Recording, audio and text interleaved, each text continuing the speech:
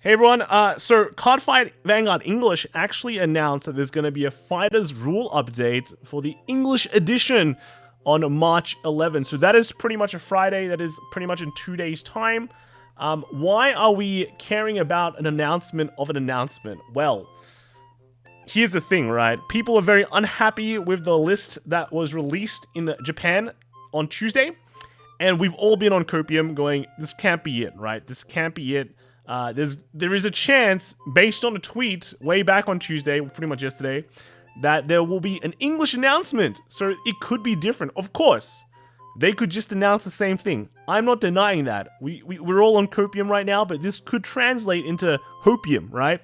Well, we hope that the lists will be very, very different. Now, there is actually some extra, like, how do you say it, oomph to this announcement, which might not just be like, you guys get what Japan gets, is that Y Schwartz is also getting a restriction announcement on Friday as well. Now, you don't see it here. This is just an announcement, like, picture. But they are getting a restriction announcement, which is actually very, very big.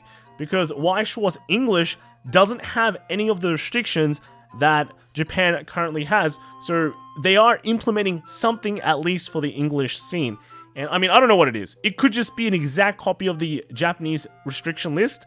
But based on how they've kind of, curated this format so far, it feels like it could be something different. So we might actually get a different list for Vanguard as well. Now, this isn't the first time that English has had a different list compared to Japan. I think before Premium, like way back in the G era, right? We actually had different lists. We were missing some cards, right? Like, I think we had multiple Hetero rounds. Elizabeth as well wasn't on the list as well for a long period of time. It wasn't until Premium happened, when they first rebooted the format, that they kind of, I think, converged or conformed all the lists again. So it's not the first thing. Like, it's not the first time this has happened if there's going to be separate lists. Personally, I'm not a huge fan of split lists. I like it when everyone is playing the same list, because then I can kind of explore the different formats and not feel weird, right? Because now when I look at a Japanese list, I'd be like, oh, but they have this card, and this card. Yeah, that's not as we can't really use that for the English. We'll have to adapt it in a different way. But it doesn't matter if the environment is better, especially if the English environment is better. I'm all for it. Now, what are we actually missing? I mean, some people have said that they're wishing for some things in Premium to be hit. Basically, Ginny is the big one. If we get a Premium hit, I'll be happy, but that will mainly be the icing of the cake. On the cake, the main thing that we're all looking for, I think, is for V. Now, what do we actually need hit in V? I think I've said it before. We're looking basically for Bermuda Triangle stuff. Prism is the big change that the English format has over the Japanese format. Japanese format, they don't really like playing Prism as much. Well, based on their results, Prism wasn't a huge thing. But Prism is actually a huge thing when you put it in the English scene. And to prove that, I read some places people saying Prism isn't that good. It shouldn't be hit. We're going to look at some conversion rating from the latest BRO, right? From latest bro. I manually did I manually did some work. I actually did some work for this, alright? It wasn't just a copy and paste. But what do I mean by conversion? So this isn't going to be 100% accurate, but I think the difference will only be like one or two, basically. But we're going to compare how many people signed up with a particular clan versus how many of them made X2. Now, why are we doing X2? Why aren't we just doing top 8? Well, when Japan does their conversion list, they look at X1 and they cut at X1. So they look at everyone that went X1 and undefeated. So we're looking at everyone X2 and better. And that kind of gives you a wider list of, a wider data set, right? If we only look at top 8, it's not great, right? Of course, like, it's not, like, we're not going to see big trends, right? But if we look at the X2, because X2 can make it, right? X2s at some point can make it if you have good resistance, we get a bigger data set. And I actually went through, I looked at all the standings of each region and was able to get what everyone played going into X2 for each region, and then I compared it with basically the amount of signups for the deck, because people can check in. I'm not exactly sure on how they determine, or if the data for like the decks are based on like the check-ins or the signups. But I'm just gonna say signups just to be safe, right? So let's kind of look at it. So here you see I have my pleb Excel sheet right here.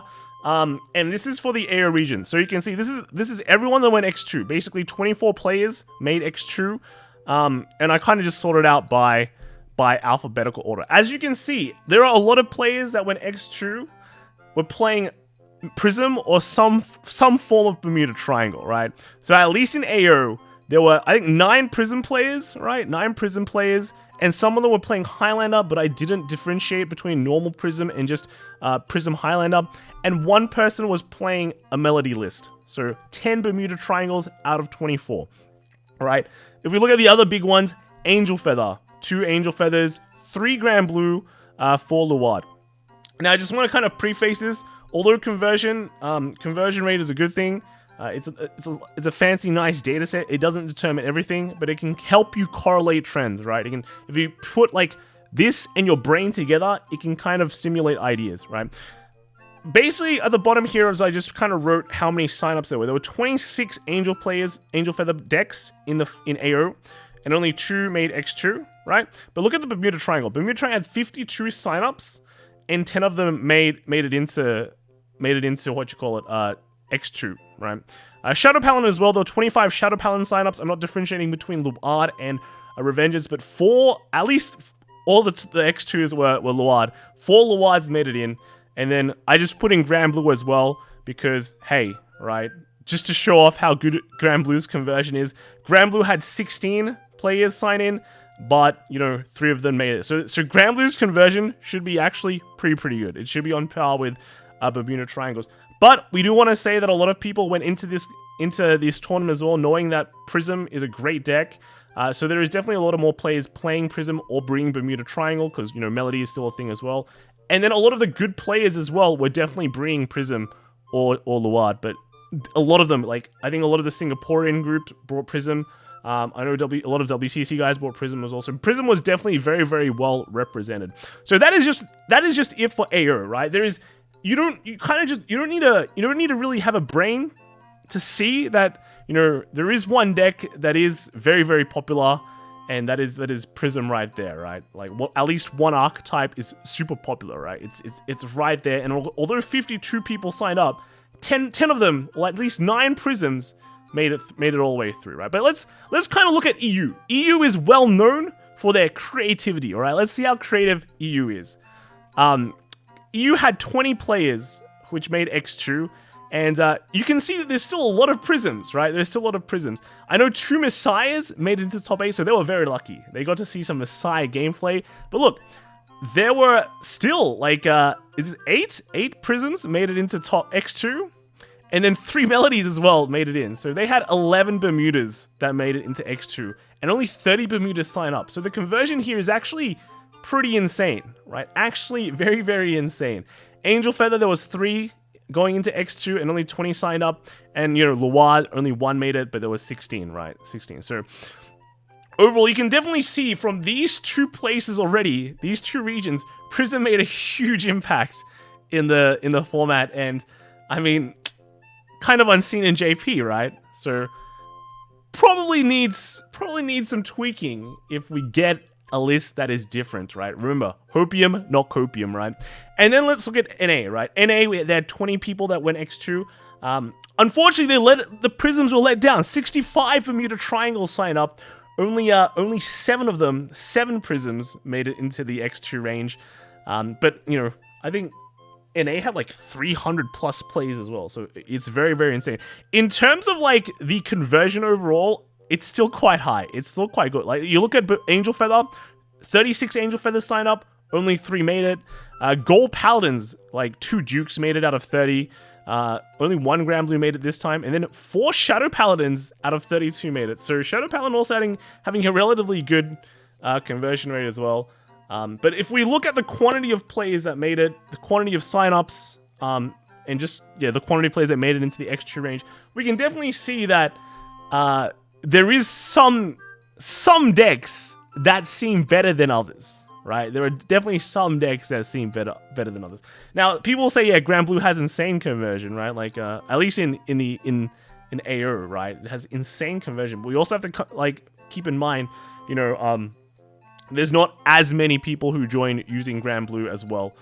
So it can kind of throw things off, and bear in mind there were no Grand Blues that made in EU as well. So if we wanted to kind of think through data there, yeah, it's just Grand Blues not there, right? But if we want to think through just data, right, there's definitely trends. There is definitely trends.